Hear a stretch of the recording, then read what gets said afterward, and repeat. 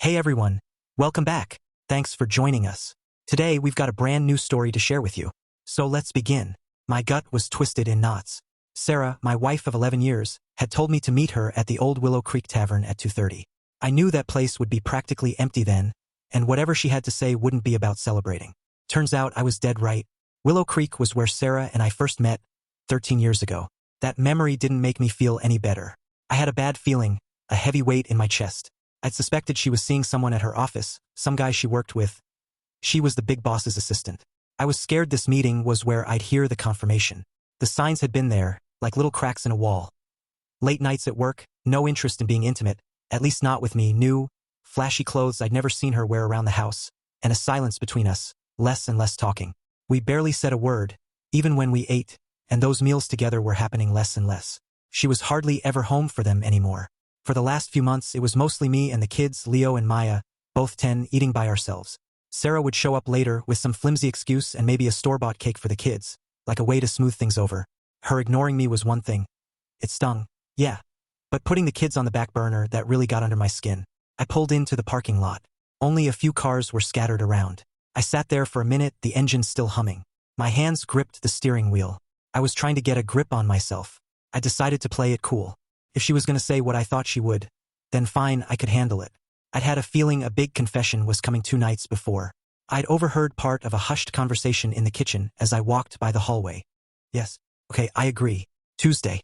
Yes. Yes, I'll get him there. Well, it was Tuesday, it was 2:30, and she'd gotten me here. I sat in the car for a few more moments, thinking, what if he's here with her? What should I do? The wisdom from that old book my dad gave me, The Art of War, echoed in my head, like a compass in a tough spot. It had helped me not just in my business but in life too. Know your enemy and know yourself. In 100 battles you will never be in peril. Appear weak when you are strong and strong when you are weak. I let those words settle, calming my racing thoughts. My dad had given me the book when I was barely 20, saying, "You won't get it now, but one day you'll live by it." He was right. As I sat there, a quiet determination washed over me. I wouldn't show anything. I'd listen, watch, and let them make the first move. A small, grim smile touched my lips as I remembered that old advice. Silently, I thanked both Sun Tzu and my dad for teaching me that winning often comes from patience and holding back. Looking up, I saw her, sitting at the bar with a stranger. It wasn't completely out of the blue. My business, Sterling Industries, had taken up so much of my time for the last 10 years, leaving little chance to hang out with her work friends. As an electrical engineer, my company designed wiring for construction companies. Kept me busy all day and often late into the night. I walked over to them. She felt me coming and turned. "Hello, Mark," she said. Not "hello, honey." No kiss on the cheek. Just "hello, Mark." And I said it with a bit of an edge. "What's up?" The man turned to face me. "Mr. Sterling? Or would you prefer I call you Mark?" I didn't answer. "We brought you here today to tell you that your wife and I have been sleeping together for a while now," he said smoothly. "She's tired of sneaking around and making excuses. So I told her to just be straight with you. Like I said, I was half expecting this, and the recorder in my jacket pocket gave me a bit of an advantage. I hoped it was picking everything up. I waited. I said nothing. "Know your enemy first, Mark," Sarah said, looking at my face, waiting for me to react. I stayed quiet. She must have thought I was in shock or something because she started talking. "Mark, it's been so hard keeping this from you. I don't want you to be hurt. I don't plan on leaving you. It's just, well, the sex with Jake here is just too good for me to give up. I hope you can understand. I just can't hide this from you anymore. You deserve to know," she said. I wasn't sure how clueless she was about how ridiculous she sounded.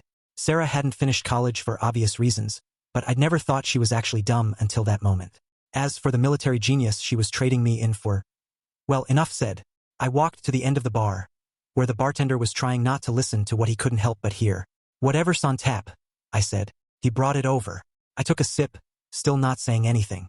The two of them watched me. I could see confusion on both their faces. I finished my beer and left. I could feel their eyes following me as I walked out. I felt good. For the first time in months, I felt like I had the upper hand. Maybe I was imagining it, but that's how it felt. I went straight home. The kids would be waiting. "Dad!" Leo yelled as I came through the door. Maya was right behind him. I kissed them both. "Hey!" I said, laughing a little. "It's going to be a good weekend for you guys." They cheered. "We want ice cream on the way back." I told them my plan, one I'd come up with earlier that day. They'd be staying with their Aunt Lisa and Uncle Dan for the weekend. They loved my sister and brother-in-law, and the feeling was mutual. Lisa and her husband, an ex-Army Ranger, couldn't have kids. So, Leo and Maya had become their favorite people in the world. I knew Lisa and Dan were going camping for the weekend, and now the kids would be going with them. That would give me the chance I needed to deal with things. "Everything okay, Mark?" Dan asked. The guy had a knack for picking up on things. "Truthfully, no," I said. "I'm divorcing Sarah. The kids don't know." "I figured," he said. That caught me off guard. "What?" "I've noticed some things," he said. "So has Lisa. Sarah actually made a pass at me last Christmas." I stared at him. "I blew her off," he said. "And she made a joke about it, trying to cover herself. But she couldn't sell it. Not to me. Lisa made me not tell you." "Sorry, I didn't know." "It's okay," I said. "I'm just grateful you guys are here to take care of the kids for a couple of days. I need time to get my ducks in a row." "Listen, Mark," Dan said. "If you need me for anything—" "Thanks, Dan. I'll keep it in mind. But I think I can handle this. It'll be messy, but I have evidence. And this isn't a no-fault state, so nailing them shouldn't be a problem." After I left their place, I headed straight to Ben's to get things started. Ben Carter, no, not that one, was my lawyer. Sharp as a tack, relentless as a shark. He knew every judge and every decent lawyer in the state, let alone the city. Sarah couldn't have been that blind to what I was capable of if I found out she was cheating. I had to figure her little confession about the sex buddy arrangement was her way of trying to get ahead of things, trying to soften the blow if I found out on my own. It was flawed thinking, but the more I thought about it, the more it seemed like the only possible explanation. She was scared I'd find out and blindside her. Well, I was going to do just that. "Yeah, Ben, that's about it," I said, handing him the recorder and giving him the name of the bartender who'd witnessed the bizarre little meeting with my wife and her lover just hours earlier. Ben leaned back, playing the audio again, nodding to himself. "Okay," he said. "I'll have them both served on Monday. Are you going home?" "Yeah, I guess so. I don't want to tip her off too soon. I'll be kicking her out as soon as you tell me they've been served." "Okay. Mike will interview the witness and get him to sign a statement tomorrow, even though it's Sunday. Speed wins in this business. Hit them hard, hit them fast, and leave them confused and in the dust. I always say," Ben said, flashing that wolfish grin of his. I liked the way this man thought. "And Mark," he said, his voice dropping slightly, "sorry about your marriage and especially about Leo and Maya." "Thanks, Ben. I appreciate it." I left his office feeling very, very good. I had an ex-ranger and a real pit bull of a lawyer on my side. Now all I had to do was sit back and wait for the storm to hit. I told Ben to deny Sarah anything. She was to get nothing. He said it wouldn't be a problem with the evidence we had. Otherwise, I'd likely have to split everything with her. Her actions, backed up by the recording, would give him the leverage to tear her apart in court. If Ben said it, it was practically gospel. I felt increasingly sure of myself as I drove home, possibly for the last weekend with my soon-to-be ex-wife. When I got there, I was surprised to see a strange car in the driveway. It had to be Jake's. Evening was coming on, and I wondered if I might get lucky enough to catch a glimpse of the lovebirds. I parked a couple of houses down and approached my place quietly.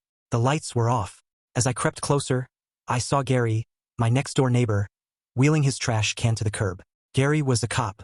I walked casually toward the unfamiliar car and stood beside it, pretending to check my phone. I made eye contact with Gary. He waved. I nodded. He'd seen the car. Another witness, I thought with relief. I made a mental note of the jerk's license plate number. I'd give it to Ben tomorrow, along with Gary's name and address. Maybe even a couple of photos if I could get them. I slipped around to the backyard as if I was going to get my own trash bins. Gary had gone back inside by then. Perfect. I edged up to the sliding glass doors and saw them in the living room. Just shadows, but close enough. I pulled out my phone and snapped some pictures through the glass. Thank God for good phone cameras. He was behind her while she knelt on the couch. I got about 10 clear shots and then put my phone away. Then I walked in, making some noise. I slid the glass door open with a deliberate shove. They heard me. Both of them turned, looked right at me, and then they just kept going. I stood there for a second, my jaw tight, then turned and walked upstairs. The nerve of them. I thought I'd seen it all, but that was a new low. I waited upstairs. 15 minutes passed before I heard the front door open and close, followed by the roar of the idiot's engine as he drove off. I stayed put for another minute or two. Then I headed back downstairs and into the kitchen. As I passed the downstairs bathroom, I heard the shower running. Of course. I poured myself a cup of coffee and leaned against the counter, waiting. This was going to be interesting.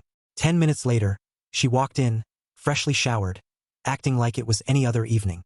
"You okay?" she asked.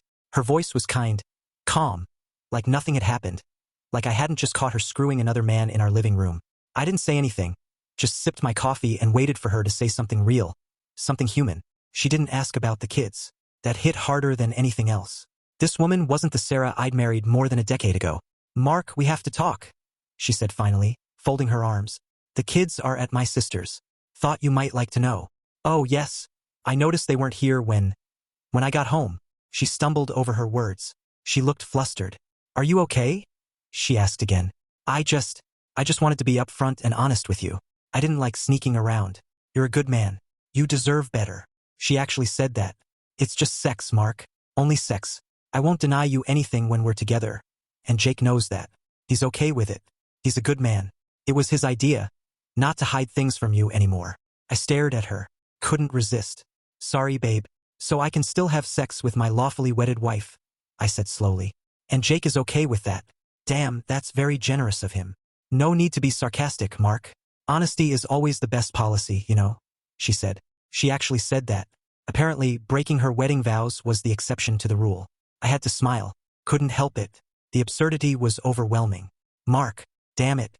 Say something, she snapped. What do you want me to say? I asked, still calm. If I told you to call him and tell him it's over, would you? She hesitated. Well then, I said. There's nothing to say, but yes, you were right. I deserve better. I was laughing inside, but on the outside, I kept it together, thoughtful, almost peaceful. You're not just some guy, she said. You're my husband and a good dad. And I love you. And save it, Sarah. I'm going out. Don't wait up for me. I had to get out of there. I couldn't stand to be near her. She was dead to me. Monday it would all be over and she would be history. I retraced my steps from earlier in the day. I was back at the Willow Creek Tavern. Same bartender was on duty. I sat down at the end of the bar. The place was packed, especially for a Tuesday night. What gives? I asked, nodding toward the crowd. Ladies' night, he said. And the wolves are out. He tilted his head toward the far corner. The lighting was dim, but not enough to hide him. Jake. He was in the corner, making out with one of the women, hands all over her. So the cheater was cheating on the other cheater. Why wasn't I surprised? Or maybe he wasn't cheating. Maybe Sarah already knew. Maybe the open door went both ways. I remembered what she'd said earlier, that Jake knew I was still allowed to sleep with her. Christ, I shook my head and took a long drink. A guy sitting a couple of stools down leaned over. Man, if you need a witness. Thanks, I said. Maybe I will. My wife pulled that on me too a few years ago, he said. Didn't have anybody to stand with me, so I got screwed pretty bad in court. Yeah, I said. Yeah, it'd actually be nice if half of what I make didn't go to alimony. We talked on and off for the next 4 hours. Good guy had a quiet kind of anger. I recognized it. I made a mental note to bring it up to Ben. Maybe there was a way to help this guy get some justice too if he helped me nail Romeo and Juliet. Suckers had to stick together. Jake never noticed me at the bar. Not once. I managed to get some good shots of him and his new girl. I'd use them to show Sarah if she was under the delusion that Jake was exclusive with her. But that could wait. The big show was Monday. I got home around 4 in the morning. The bartender, Mike, and I had stayed up drinking coffee after closing. He lived upstairs from the bar and had nowhere else to be. Since he was living alone, I guess I was as good a candidate as any for a late-night conversation. I liked the guy. Plus, he was a damn good bartender. That's a major plus in my book. I was still pissed at Sarah. No question about that. But I wanted to sleep in my own bed, not the damn guest room. There's just something about a man's own bed. A grounding thing. It was something my wife knew about me. Maybe that's why she'd chosen to have sex in the living room instead of upstairs. I slid into bed beside her. She was awake. I could tell her hand reached for me in the dark. I jerked it away without a word and rolled over, my back to her, and closed my eyes. She didn't say anything. Just lay there. I guess she figured we'd both sleep. The light streaming in through the cracks in the curtains woke me. It was almost 8. I could smell bacon frying downstairs. I got up, showered, dressed and went down. She was humming in the kitchen.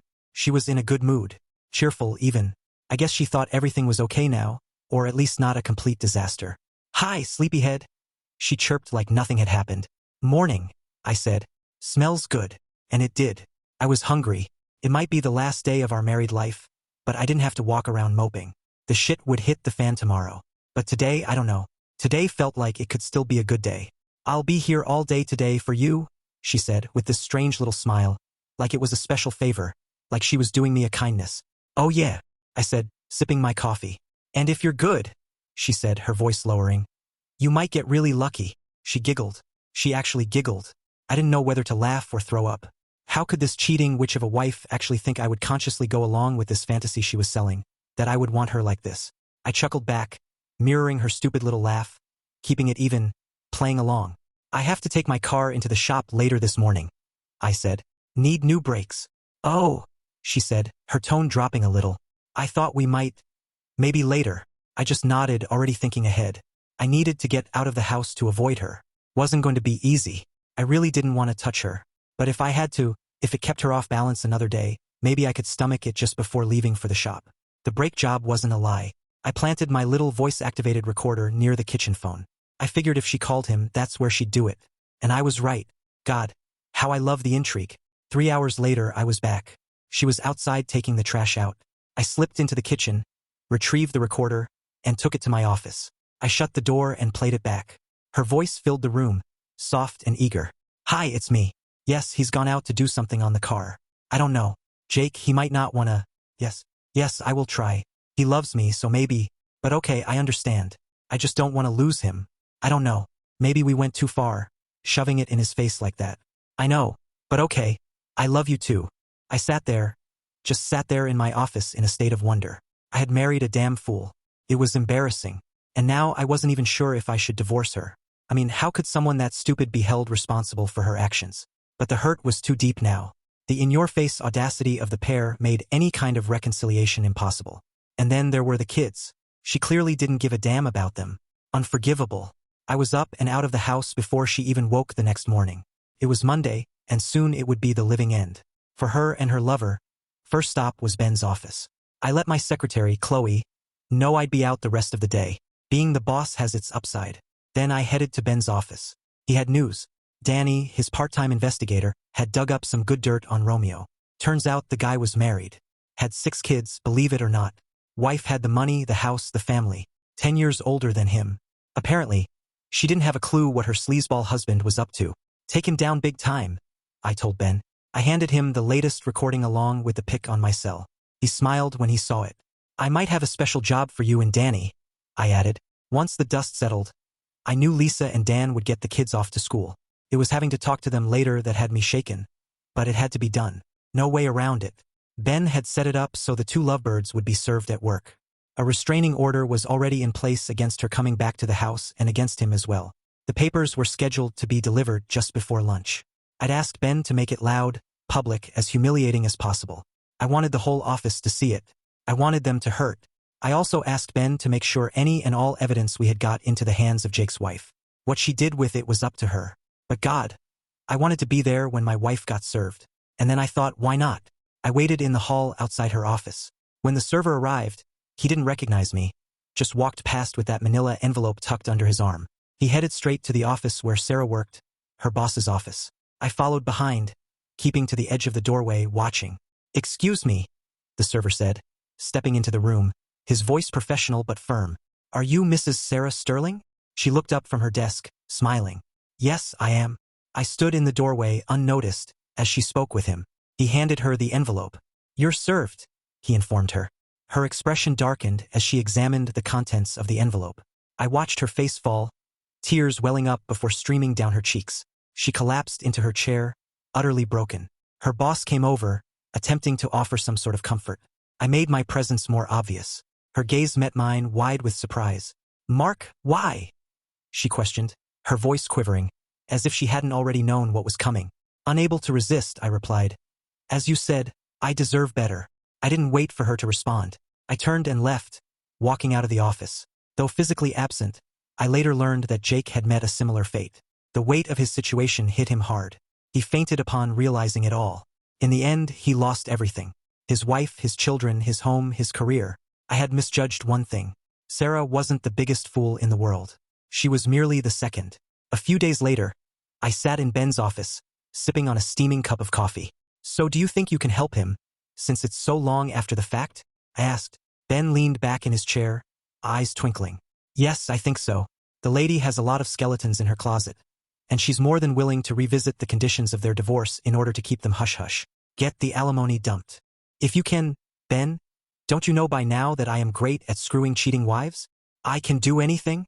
He laughed. I stand corrected, I said, joining him in the laughter. Late that day, I sat at the bar in the Willow Creek Tavern, talking with my new friend Mike. He grinned. If what you say is true, you will never have to pay for another tap in here again. I chuckled. I can't tell you how much I appreciate it, especially since she rubbed my nose in it so bad at the time. Glad I could help, Mike said.